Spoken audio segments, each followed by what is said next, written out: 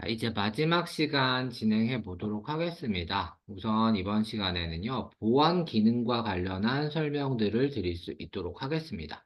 자, 웹스퀘어 5에서 적용되는 보안 기능에 대해서 설명드리는데, 미리 말씀드리지만, 굉장히 보안 정도가 강력하게 이렇게 제공되는 기능은 사실은 없습니다. 대부분 프로젝트를 하다 보면은 웹스퀘어 자체 기능만으로는 보안이 정확하게 강력하게 이렇게 적용되거나 이러지는 못합니다.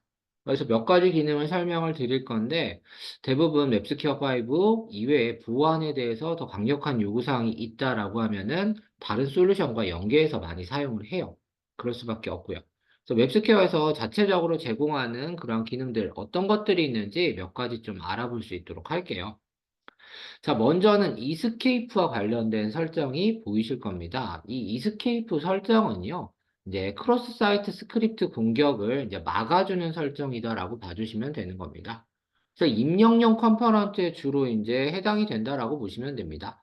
저희 같은 경우에는 인풋이나 인풋 캘린더, 텍스트 에어리어, 이런 것이 입력하는 그러한 부분에서 적용할 때 저희는 디폴트로 설정되어 있는 기능이다라고 보시면 됩니다.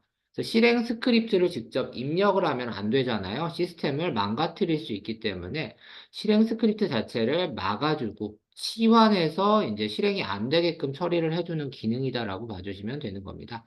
그래서 대부분의 이제 입력과 관계된 컴포넌트들은요, 일일이 속성해 보면은 이 이스케이프라는 속성이 있는데 일일이 true 이런 식으로 주지 않아도 디폴트가 true 값으로 적용이 되어 있어요. 툴에서도 한번 볼게요. 여기서 간단하게 인풋 박스 하나만 그려보고요. 자, 이 인풋 박스에 보게 되면요. 속성은 여기 보면은 이스케이프라는 속성이 있습니다. 여기 보면 있죠? 크게 합니다. 요 이스케이프를요, 여러분들이 일일이 true로 안 바꾸셔도 돼요. 디폴트가 true예요. 얘 읽어보시게 되면. 그래서 크로스 사이트 스크립트 공격을 방지하기 위해서 이제 실행 스크립트의 어떤 이런 문자열들을 이제 이스케이프 문자로 이제 변환해서 이제 얘네들이 이제 적용되지 않게끔 처리를 하는 거예요. 그래서 얘를 false로 하면은 이스케이프 문자가 변환돼서 실행이 돼버리거든요. false로 절대로 하지 마시고요. 입력용 스크립트에서는, 입력용 컴포넌트에서는요. 그리고 요 인풋이나 텍스트 에어리어나 인풋 캘린더나 입력하는 데서는 그냥 별다른 설정 안 하시면 알아서 막힙니다. 실행 스크립트 넣어도 걔네들이 실행 안 되게끔 알아서 저희들이 변환을 하지 않습니다. 그래서 그런 설정들 알고 계시면 되고요. 자, 그런데 가끔 가다 보면은 문서에도 나와 있지만 이러한 어떤 레이블 같은 경우 문서에 나와 있는 입력용이 아닌 단순한 라벨을 표시하는 그런 경우, 텍스트 박스나 스펜이나 이런 것들 있죠? 단순한 라벨을 표시할 때 이제 BR 태그 같은 걸 이용해가지고 이제 두 줄로 나타내게 하는 거. 이런 것들은 사용하실 때는 이스케이프를 false로 사용하셔도 상관은 없어요. 이런 것들은. 입력용이 아니니까. 입력용이 아닐 경우에는 두 줄로 표시할 때 BR 태그를 필요한 경우가 있거든요. 자, 이럴 때는 텍스트 박스나 스팸 같은 입력용이 아닌 컴포넌트에서는 이스케이프를 홀수로 적용해서 이게 변환이 될 수 있도록 치환 처리되도록 하시는 게 필요할 수도 있는데 입력용 컴포넌트는 쓰시면 안 됩니다. 이스케이프 폴스 하지 않도록 이런 것들 주의해 주시기 바랍니다. 그래서 기본적으로 이스케이프와 관련한 속성을 웹스퀘어 5에서 보안 기능으로 제공되고 있는 기능이다라고 생각해 주시면 될 것 같습니다. 자, 그리고 또 하나는요, 이제 저희 SP5 버전부터는 이제 저희가 이것도 툴을 통해서 보여드리는데, 이렇게 XML 소스들에 대해서 이와 같이 만들어 놓은 이 화면 소스에 대해서 WPEG 기능을 이용해 JS로 변환하잖아요. 실제 웹브라우저에서 호출하는 건 이 JS라고 말씀을 드렸죠. 이 JS들 보시게 되면은 기본적으로 자, 보시게 되면 알아볼 수 없게 난독화를 제공을 하고 있습니다. 그래서 이 XML 스크립트가 이런 식으로 난독화되어서 들어갑니다. 이러한 난독화는 보안 난이도가 그렇게 높은 거는 아니에요. 아시는 분은 아시겠지만 얘는 난이도가 높진 않아요. 그래서 암호화하고는 차이가 좀 있습니다. 암호화를 했을 때는 완전히 패킹해가지고 못 알아보게 해주죠. 근데 이 난독화 같은 경우에는 간단한 툴을 통해서도 쉽게 풀어질 수 있는 그런 부분들이에요. 그래서 난이도가 그렇게 높지는 않아요. 그래서 난독화해주는 부분들이 있고, 현재는 지금 스크립트 적용까지는 안 돼 있잖아요. 이런 것들을 하실 때 프로젝트 선택하고 마우스 우클릭 눌러서 프로퍼티 보시게 되면은, 자, 웹스퀘어 관련한 프로per티 하나만 알려드릴게요.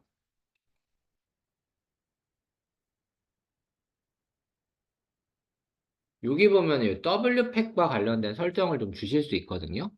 요 프로젝트 선택하고 프로퍼티 보신 다음에 웹스퀘어 설정에서요. 맨 아래쪽에 있는 이 W팩과 관련된 설정을 보실 수가 있어요. 이 W팩 이제 요 난독화 해줄 때 자바스크립트 코드에 대해서도 뭐 미니파이 처리할 수 있게끔 여기서 옵션으로 지정을 하실 수가 있습니다. 관련해서 CSS나 혹은 그리고 디버그 코드를 직접적으로 제거하거나 제거하지 않는 이런 기능들 다 넣어줄 수가 있거든요. 이런 것들 필요하신 경우에 뭐 지금은 자바스크립트는 난독화가 안 돼 있잖아요. 얘도 레벨에 따라서 난독화 시켜줄 수 있다 정도 알고 계시면 좋을 것 같아요. 그래서 이런 것들은 이제 보안 난이도가 높은 건 아니에요. 그래서 이게 보안성, 취약성 검사하면은 다 이렇게 걸리더라고요. 그래서 웹스퀘어만 가지고는 사실은 소스 암호화 처리는 안 되는 거예요. 난독화까지만 된다라고 보시면 되고 보안 난이도가 그렇게 높지 않아요. 그래서 W팩을 이용해서 이런 기능들을 쓰실 수가 있겠죠. 기본적으로 SP5에서는 쓰실 수 있는 기능인데, 이 기능이 그렇게 난독화하는 기능이지 암호화까지 적용하는 기능은 아니다라고 보시면 되고, 그래도 이전 방식에 비해서는 소스 코드의 보안성이 좀 높아진 부분은 있기는 있는 거죠. 이와 같이 난독화는 해주니까. 그 정도 이해하시면 될 것 같습니다. 자, 우리 소스 비교를 해보면 이 XML이 아까 보신 바와 같이 이렇게 난독화되어서 W팩으로 변환되어서 나오는데, 이런 것들도 뭐 작정하고 이제 뭐 변환 툴을 돌려서 쓰게 되면은 쉽게 풀어지더라고요. 그래서, 보안 기능을 많이 요구를 할 때는 아마도 공통 개발자라면 보안 솔루션과 연계하는 부분, 그러한 작업들을 따로 해주셔야 되는 부분들이 있을 거예요. 그래서 그런 부분들은 이해를 하시고요. 웹스퀘어 5 자체만으로는 강력하게 보안 기능이 설정되지 않는다 정도로 이해하시면 될 것 같습니다. 자, 그 다음 뭐 마지막으로 나와 있는 부분인데요. 사실 많지가 않아요. 보안 기능 관련해가지고 해줄 수 있는 부분이 많지가 않은데 그 중에 하나가 이제 확장자를 파일 업로드할 때 확장자를 제어할 수 있는 기능이 있습니다.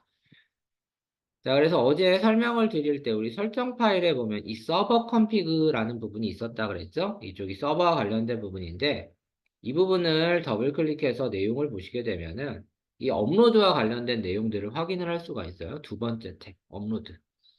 이쪽 부분에서 보시게 되면은 파일 크기나 뭐 중복 났을 때 어떤 파일명으로 붙여두는지 이런 것들 내용을 볼 수 있고 또 하나가 여기 있는 allowed extension을 통해서 얘를 통해서 업로드할 수 있는 파일의 확장자를 설정을 하는 거예요. 여기에 지정되지 않은 확장자는 업로드가 되지 않아요. 반대로 deny 시켜주는 확장자도 있습니다. 요게 허용하지 않는 부분이에요.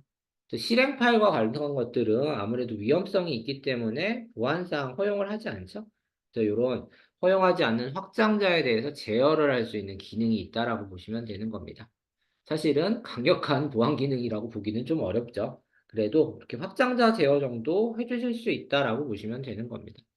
그래서 웹스퀘어에서 보안과 관련된 기능들을 보시려면 이러한 기능들이 있는데요. 사실 이것만 가지고 프로젝트에서 다 적용해서 이 기능만 가지고 완벽하게 만족을 시켜드릴 수는 없을 거예요. 그래서 대부분 이제 UI 쪽 관련해서 이제 보안과 관련된 솔루션을 연계하는 경우들이 상당히 많이 있습니다. 또 공통 개발자라면 그러한 연계 작업들 해주셔야 되는 경우들이 있을 거고요.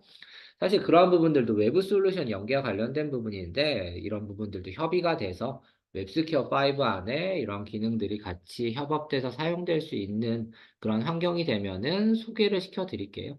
뭐 타사의 제품을 제가 함부로 넣을 수는 없는 상태고 계속 말씀드리지만 그래서 나중에 이제 협의가 되면은 그러한 부분들도 이제 교육할 때 공통개발자 교육에서 새로 추가할 수 있도록 하겠습니다. 지금 현재 제공되는 자체적인 기능은 이 정도밖에 없다. 그렇게 이해하시면 좋을 것 같아요. 자, 그다음 성능과 관련된 부분들이 좀 나옵니다. 이 부분도 역시 문서를 통해서 여러분들이 확인할 수 있는 부분들이 있습니다. 여기 보면은 개발 가이드 아까 열어놨던 거 있었잖아요. 여기서 이제는 심화 가이드 있는 쪽으로 가볼게요. 여기 맨 마지막에 있네요. 심화 가이드. 여기에 45번, 여기 45번으로 되어 있네요. 이게 문서가 업데이트가 되면은 이렇게 하나씩 올라갈 수 있습니다. 요 성능 개선 가이드 이쪽을 보시게 되면은 성능과 관련된 그러한 가이드 내용들을 여러분들이 확인을 하실 수가 있습니다. 성능에 좋지 않은 관점에 대해서 소개를 하고 있으니까요. 이런 소스 코드를 비교하면서 설명하고 있으니까 여러분들이 시간 되실 때 이러한 부분들도 확인을 부탁드리고요. 그래서 문서는 이쪽을 보시면 좋을 것 같습니다. 자, 그리고 몇 가지 내용들이 있는데 이 내용들을 하나씩 보면서 설명을 드릴 수 있도록 하겠습니다. 자, 먼저는 이제 쥐집 압축에 대한 허용 부분인데요. 이러한 부분들은 저희 웹스퀘어 설정 파일에서 확인을 할 수 있는 내용이에요. 어느 부분이냐 하면요. 우리 툴을 잠시만 볼게요. 조금 전에 보안 설명하면서 제가 이 서버 컨피그를 잠깐 봤었죠? 여기 말고 이번엔 클라이언트 컨피그 볼 거예요. 요거를 더블 클릭해서 열어봅니다. 자, 문서에 있는 대로 어느 파트냐면 리소스 파트예요, 여기. 리소스 파트. 그래서 여기서 오버뷰가 먼저 보이는데 저는 리소스를 선택을 합니다, 여기. 중간쯤 있죠? 여기요. 리소스 보셔야지 나옵니다. 요 리소스 탭을 선택을 하시고 여기 보시게 되면은 지금 압축과 관련된 컴프레션 보이시죠? 엔진 캐시에서 얘를 쥐집으로 사용할 건지 아닌지 쥐집 압축을 하면은 사이즈가 줄어드니까 아무래도 성능이 좀 좋겠죠. 그래서 요거를 true로 거의 사용을 합니다. 디폴트가 true로 되어 있을 거예요. 이 설정이 웹스퀘어에서 기본 설정 파일에 제공하고 있는 내용이 있다라는 거고요. 이걸 굳이 바꾸지 않았다면 아마도 기본으로 true가 적용돼 있을 겁니다. 제가 알기로는 그렇고 만약에 false로 돼 있으면 true로 바꿔주셔야 뒤집 압축이 적용이 된다. 그러한 부분들 기억을 하시면 좋을 것 같아요. 그래서 성능에서 이렇게 사용되는 옵션이다라고 보시면 되고요. 자, 그 다음 컴포넌트에서 이제 적용할 때 성능 최적화 관련된 부분이 한 가지 더 있습니다.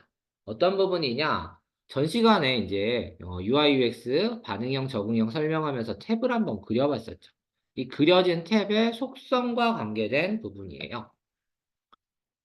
아까 탭 그려진 거 다시 한번 제가 좀 꺼내볼게요.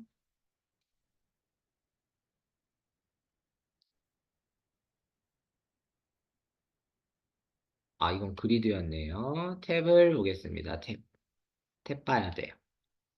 탭을 보는데 탭의 전체 속성을 볼 게 아니에요. 전체 속성이 아니라 탭 안에 있는 컨텐츠의 속성을 볼 겁니다.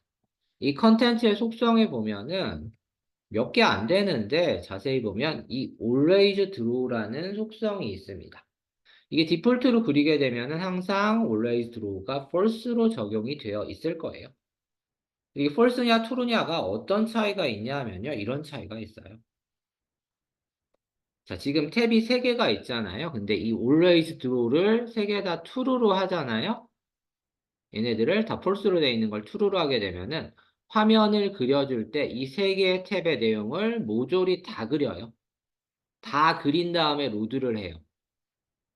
그렇기 때문에 각각의 탭 간에서 탭 1번에서 로드하면서 2번이나 3번에 있는 객체를 찾아줄 수가 있습니다. 소스 코딩 할 때는 이 always draw를 true로 푸는 게 좋기는 하나 얘네들을 한꺼번에 다 그리는 옵션인 true를 쓰게 되면요 성능이 느려져요.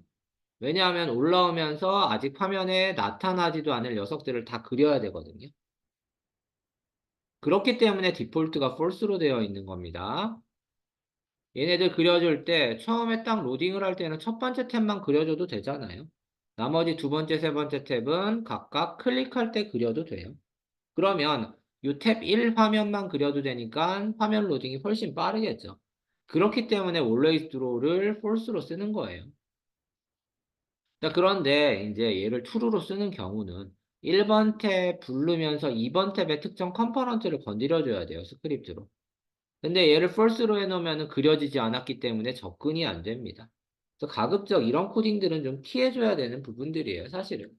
꼭 써야 되면 어쩔 수 없는데 사실은 피해주고 2번 탭에 있는 객체에 접근할 때는 탭에 보면은 이벤트 중에 탭이 로드하면서 발생하는 온탭 로드라는 이러한 이벤트가 있습니다. 그래서 탭별로 선택할 때마다 로드될 때마다 해당하는 탭 안에 있는 객체를 여기서 건드려주는 것을 권장을 드려요. 그렇기 때문에 다시 설명드리지만 이 컨텐츠의 always true 속성은 false로 쓰는 것을 권장을 드려요. true로 하게 되면 개발은 편할지 모르지만 성능 관점에서 안 좋아요. 첫 번째 탭만 그려줘도 될 걸 갖다가 탭 열려있는 거 다 그리면은 탭 많을 땐 정말 느려져요. 그래서 그러한 부분들 성능의 관점에서 좋지 않습니다. 그래서 얘를 false로 쓰는 것을 거의 권장한다라고 보시면 되는 거예요. 아시겠죠? 그래서 로딩 시간 때문에 이러한 부분이 있으니까 이런 것들 디폴트로 false로 맞춰져 있다라는 거 알고 계시면 되고 탭이 뭐 두세 개밖에 안 되면은 뭐 true로 해도 크게 차이는 안 나겠죠. 그래도 저는 always true는 false로 쓰는 것을 권장드립니다. 그래서 이거는 코딩 관점에서 개발을 편하게 할 때는 true를 써줘야 할 때가 좀 있기는 있어요. 있기는 있는데 하지만 이런 코딩은 별로 권장하지 않는다. 그렇게 생각하시면 될 것 같고요. 자, 그다음 데이터 리스트와 관련된 부분이 나옵니다. 요거는 문서 그냥 보시면 될 것 같아요. 요거는 굳이 툴에서 안 봐도 되고 이 데이터 리스트에 보면은 셋 데이터를 넣어줄 때 셀별로 셋셀 데이터를 넣어줄 수도 있고 그다음 제이슨 형태로 로우별로 넣어줄 수도 있고 한 방에 넣어줄 수도 있습니다. 자, 그렇게 넣어줄 때요. 여기서 말씀드리고 싶은 거는 이러한 데이터 리스트에 API를 한 번씩 호출을 하잖아요. 그러면 화면에 반영이 일어나요. 지금과 같이 얘가 몇 건인지는 모르겠으나 루핑을 돌고 있는데 자, 지금 셋셀 데이터로 여러 건 넣고 있어요. 그리고 루핑이 돌고 있는데 얘가 만약에 10건이라 그러면 4개의 컬럼을 넣고 있으니까 40번 셋셀 데이터를 해요. 그럼 화면에 40번을 반영을 하는 겁니다. 하나 넣고 반영하고 하나 넣고 반영하고 이런 식으로 하다 보니까 속도가 느려져요. 그냥 쓰면은. 그래서 API를 적용을 하실 때 얘를요. 화면의 반영을 잠깐 스톱하는 게 이 set broadcast를 이용하면 됩니다. 데이터 리스트의 API예요. 얘는 set broadcast를 false로 하게 되면요. 이 데이터들을 화면에 반영은 안 해요. 처리는 하되. 내부적으로 처리를 쭉 하는 거예요. 그래서 만약에 토탈 건수가 10건이다 그러면 40셀에 대해서 싹 다 넣어주고 나서 화면 반영은 안 하고 있는 거예요. 안 한 다음에 다시 셋 브로드캐스트를 투루투루로 이렇게 풀어주잖아요. 두 개를. 그러면 화면에 그때 반영을 해줘요. 그렇게 되면 화면에 반영하는 걸 한 번밖에 안 하니까 처리 속도가 훨씬 빠릅니다. 얘를 한 번씩 화면에 반영하고 또 셋셀 데이터하고 화면에 반영하고 셋셀 데이터하고 하면은 속도가 되게 느려져요. 그래서 성능적인 관점에서 별로 좋지가 않거든요. 그래서 이와 같이 API를 좀 빈번하게 호출을 해야 된다라고 했을 때는요. 이 데이터 리스트 관련해서는 셋 브로드캐스트를 일단 멈춰놓고 그 다음에 다 적용한 다음에 풀어주는 것을 권장을 드립니다. 그러면 반영되는 처리 속도가 훨씬 빠릅니다. 이런 부분들. 나중에 데이터 리스트 하나 그려놓고 그리드 뷰에 바인딩 시켜놓은 다음에 제가 여기 문서에 표현하고 있는 이 스크립트 코드를 이용을 해가지고 한번 반영 처리를 해보세요. 셋 브로드캐스트를 적용했을 때랑 안 했을 때랑 속도 차이가 상당히 많이 난다라고 보시면 됩니다. 그래서 이런 API들 성능적인 관점에서 꼭 알고 계시고요. 자, 그다음 요거는 우리 툴에서는 잘 보이지가 않을 거예요. 그러니까 클라이언트 컴피그 쪽에 보면은요. 요 JS라는 부분에 보시게 되면 지금은 뭐 모듈 추가한 게 없죠? 뭐 WRN 기준으로 한번 볼게요. 돼 있는 걸로.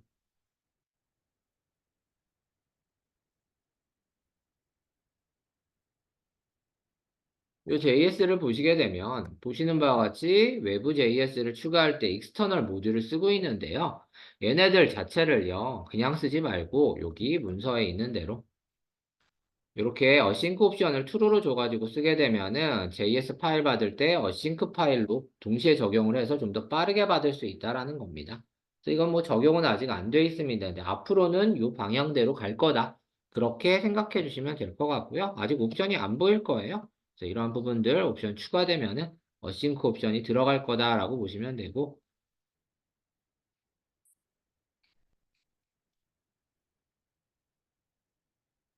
만약에 여기 모듈 쓰는 뒤에다가 지금 어싱크로 저렇게 직접 하드 코딩을 해도 되기는 하는데, 요거는 우리 툴에서 모양이 추가되면 그때 하셔도 상관은 없습니다. 근데 파일 로딩 순서를 이와 같은 기능으로 어싱크 방식으로 해서 동시에 다운받을 수 있도록 처리하는 그런 기능도 있다. 요 정도 알고 계시면 좋을 것 같습니다. 자, 그 다음에 성능과 관련돼서 이 W팩을 이용을 하게 되면은 소스 자체를 아까 암호화가 아닌 난독화한다 그랬죠? 이 난독화의 핵심은 소스를 미니파이 하는 겁니다. 미니파이 하기 때문에 파일 크기가 줄어들어요. 그래서 결국에는 이 툴에서도 결국에는 보면은 이 W팩에 있는 이 JS를 이용을 하는 거잖아요, 결국에는.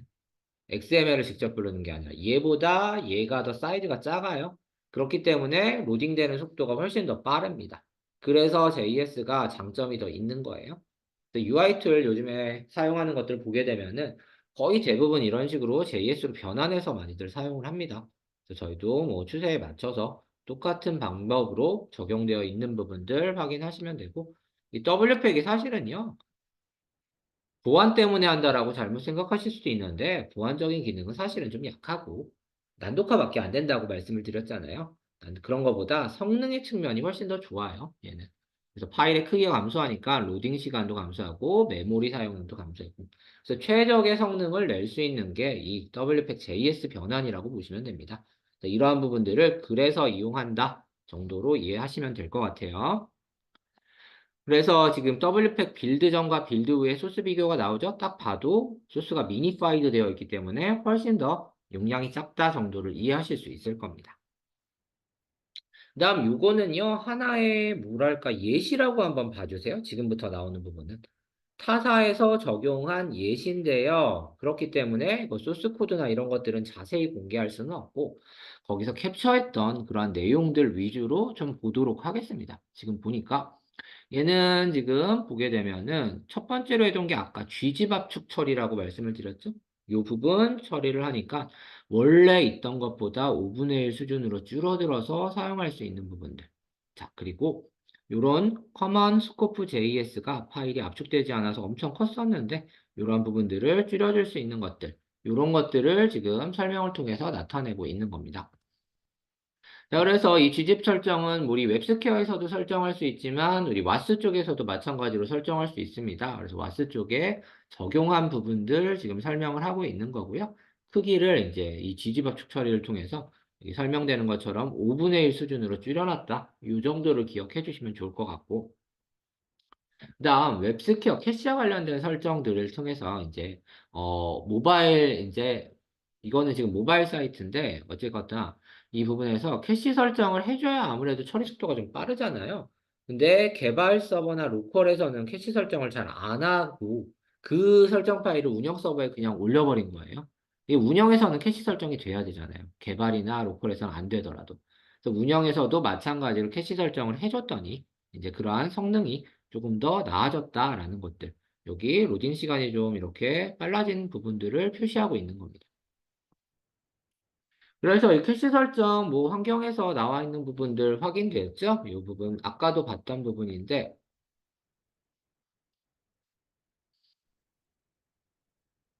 이 리소스와 관련된 부분에서 캐시 설정하는 부분들이 나와 있잖아요. 그래서 운영에서는 캐시를 다 적용을 해줍니다. 이거는 개발 서버나 로컬에서만 노캐시 하는 거고 운영에서는 다 적용한다. 그러한 부분들 이해하시면 좋을 것 같아요.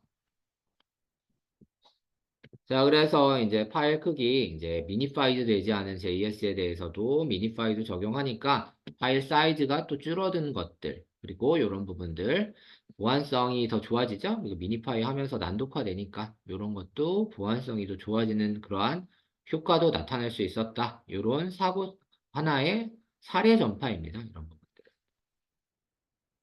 그리고 이제 JS 공통으로 사용하는 부분들이 있잖아요. 이 WRM만 해도 지금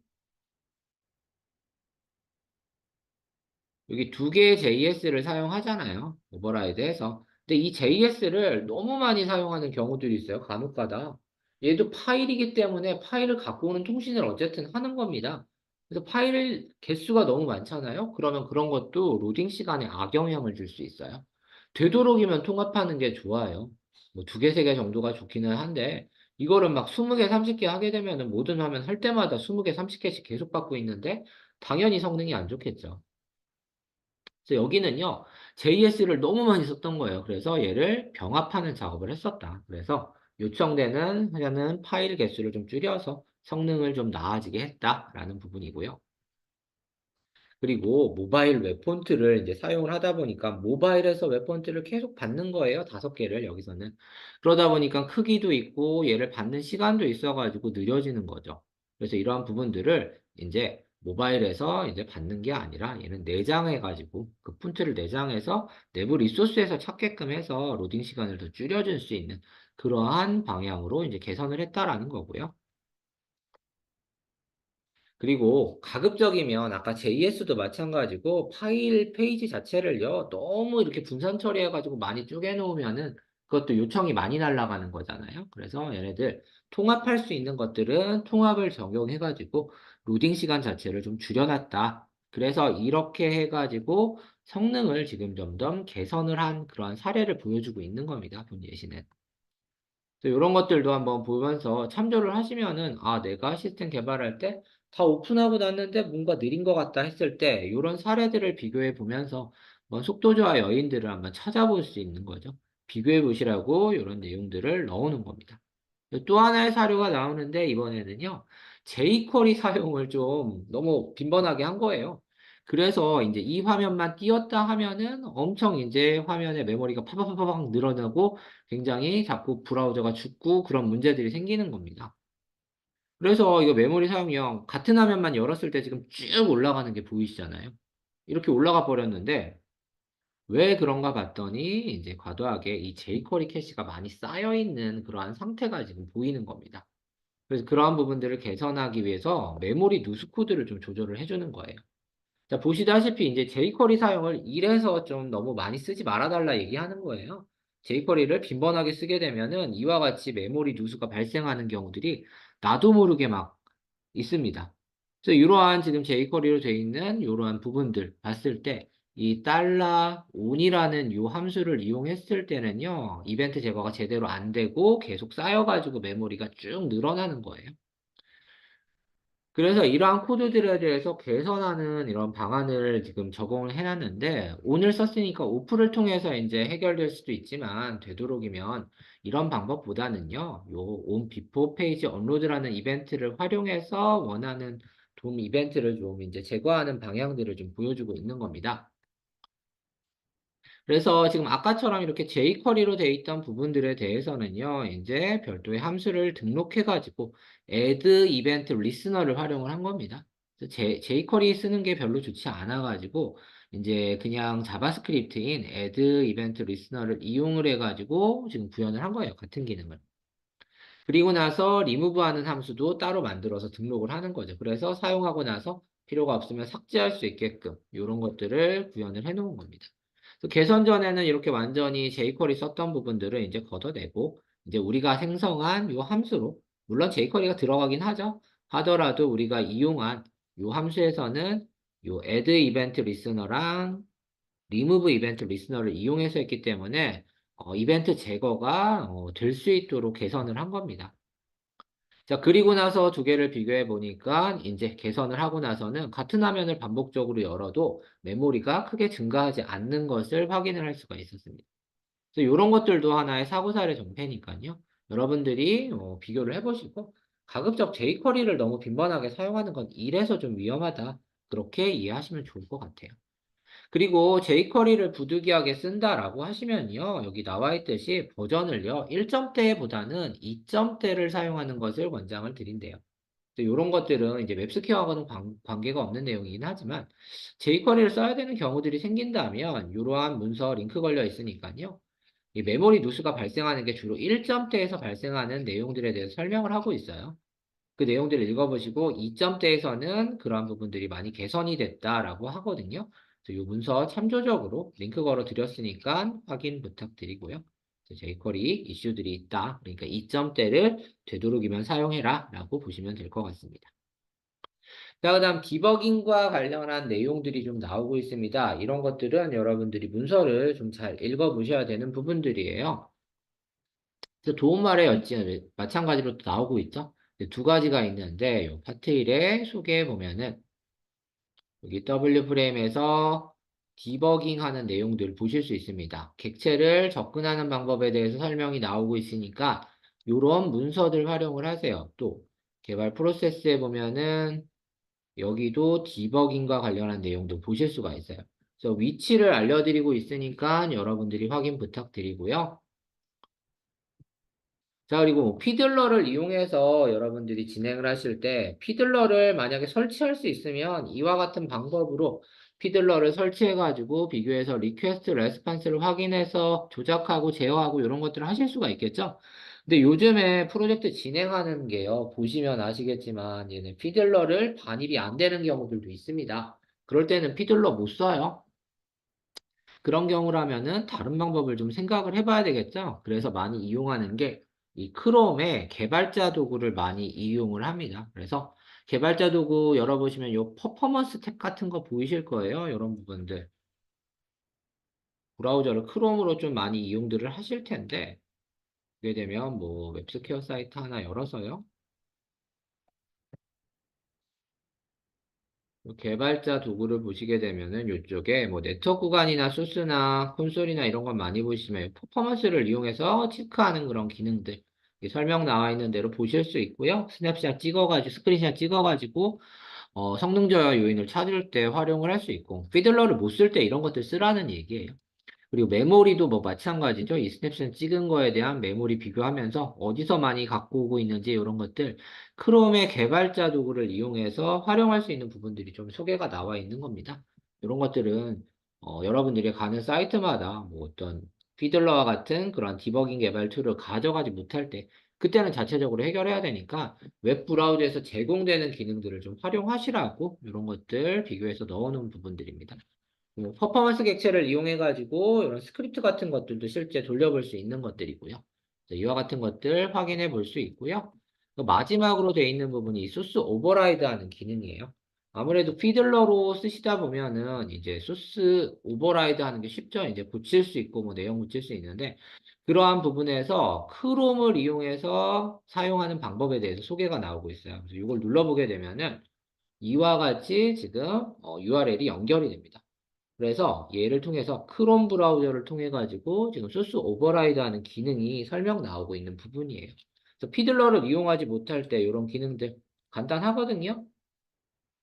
여기 부분에서 나오는 대로 지금 활용을 하시게 되면 이 소스 탭을 이용을 하는 거거든요. 이거 딴 브라우저는 아마 안 될 거예요. 소스 탭 이용해 가지고 여기 오버라이드해서 추가해 가지고 내가 바꿀 위치 뭐 예를 들면 util에 폴더로 해서 테스트라고 한번 해볼게요. 테스트라는 이 폴더를 선택을 하고 여기다 놓으면은 요거 허용하겠습니까? 허용해주고 그 다음에 테스트 밑으로 이제 이 소스들이 나오는 것들을 확인을 하실 수가 있는 거거든요. 여기 보시게 되면 이렇게 나오죠? 요 나오는 부분들 이제 여기 밑으로 페이지들이 쭉 나오고 이 안에서 직접 소스를 접근해 가지고 고칠 수 있다 이런 설정에 대해서 나오고 있는 것들이에요. 그래서 동영상을 짧은 동영상이거든요. 이거를 보시게 되면은 여러분들이 이해를 하실 수가 있어요. 요 지금 제가 보여드린 간단한 설정에 대해서 설명 나오는 거거든요. 한 1분짜리 동영상인데 여러분들이 이걸 보시면서 디버깅 도구가 없을 때 크롬 브라우저를 이용해서 소스를 다시 이렇게 바꾸는 그러한 내용들을 확인하실 수 있다라는 겁니다. 그래서 이런 것들 추가적으로 참고 부탁드립니다. 자, 그래서 디버깅과 관련된 내용 여기까지 제가 설명을 드릴 수 있도록 하고요. 그래서 금일 교육, 공통개발자 교육은 오늘은 여기까지 이렇게 진행하도록 하겠습니다. 그래서 이틀간에 걸쳐서 그 교육을 받으셨는데 이러한 부분들 잘 활용하셔서 공통개발을 하실 경우에 이러한 내용들을 참조하셔가지고 잘 개발하실 수 있도록 도움이 되었으면 좋겠습니다. 자, 교육 어제부터 오늘까지 받으시느라 장시간 수고하셨고요. 이제 남은 시간 동안에는 질의응답을 하는 시간을 갖도록 하겠습니다. 질문이 특별히 없으신 분들은 자연스럽게 퇴실해 주시면 될 것 같고요. 자, 그리고 질문 있으신 분들은 채팅창을 이용해서 질문을 해주시면 좋을 것 같습니다. 자, 이틀 동안 교육받느라 고생하셨습니다. 이제부터는 채팅창으로 전환해서 진행합니다. 감사합니다.